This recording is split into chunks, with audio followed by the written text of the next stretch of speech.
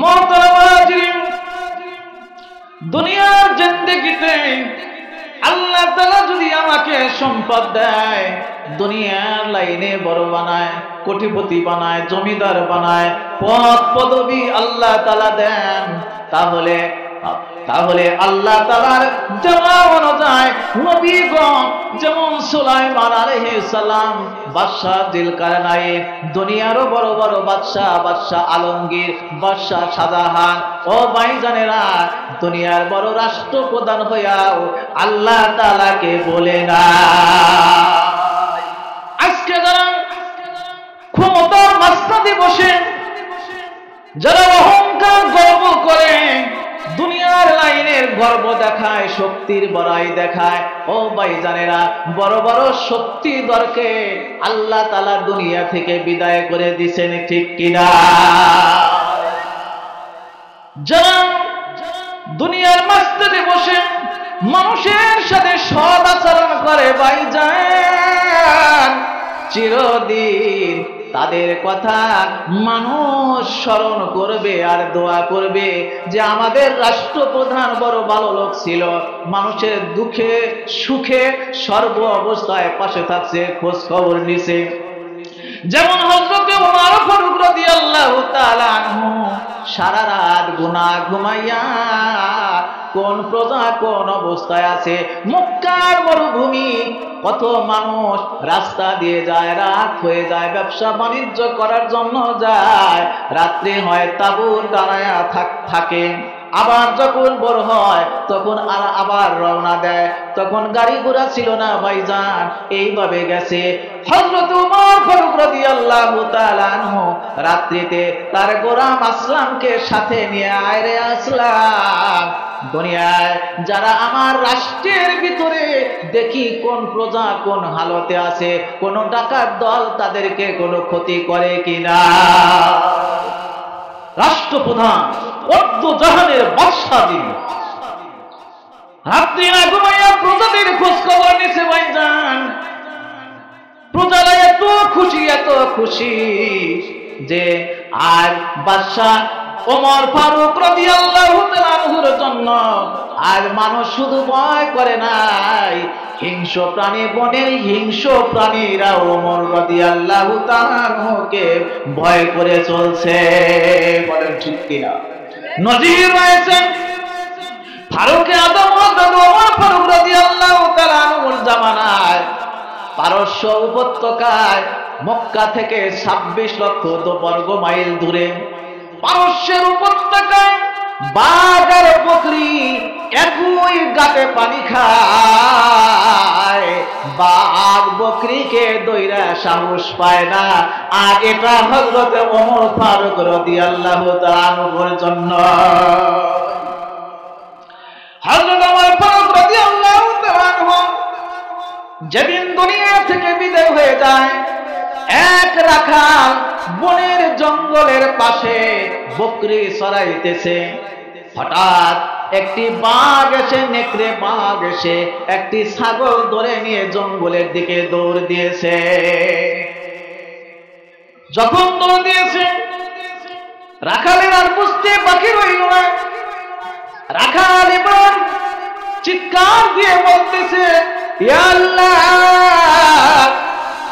আর বুঝি আমাদের খলিফাতুল মুসলিমিন রাষ্ট্রপ্রধান দুনিয়া থেকে আর দুনিয়ায় বেঁচে নাই, তুমি হয়তো তাকে দুনিয়া থেকে বিদায় করে নিয়েছ।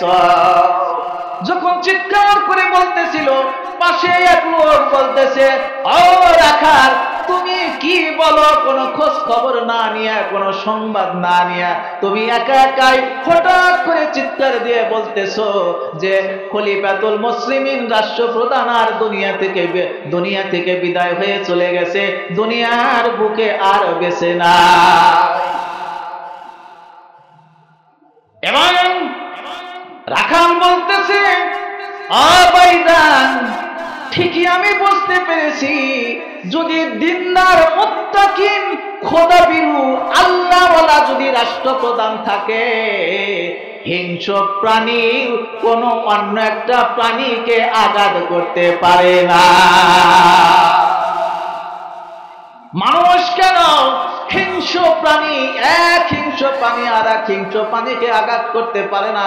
কিন্তু আজকে যতদিন পর্যন্ত ওমর রাদিয়াল্লাহু তাআলা যদি সত্যি বেঁচে থাকতো, তাহলে আজ আমি কতদিন হলো বকরি চড়াই জঙ্গলের পাশে, জঙ্গলের ভিতরে কত বাঘ নেকড়ে বাঘ থাকে, আজ পর্যন্ত একটা বাঘ আমার বকরির ক্ষতি করতে পারে না।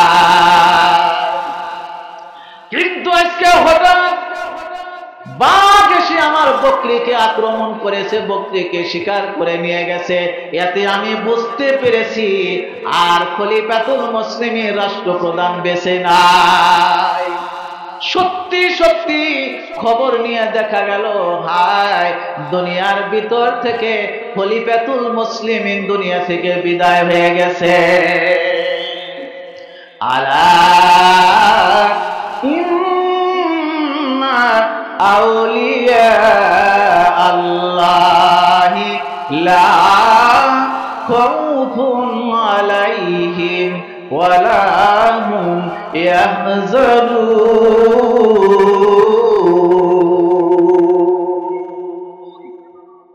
যারা আল্লাহওয়ালা, আল্লাহকে ভয় করে, তাদের কোনো পেরেশানি নাই, তাদের কোনো ভয় নাই। দুনিয়া আখেরাতে আল্লাহ তাআলা তাদেরকে সাহায্য করবেন। বলে ঠিক কি না? আল্লাহর ওলি বলেন, জয় তু মেরা তু সব মেরা,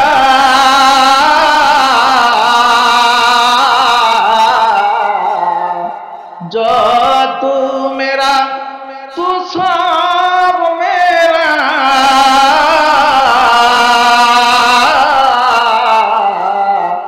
ফালক মেরা জমিন মেরি, अगर तू एक नहीं मेरा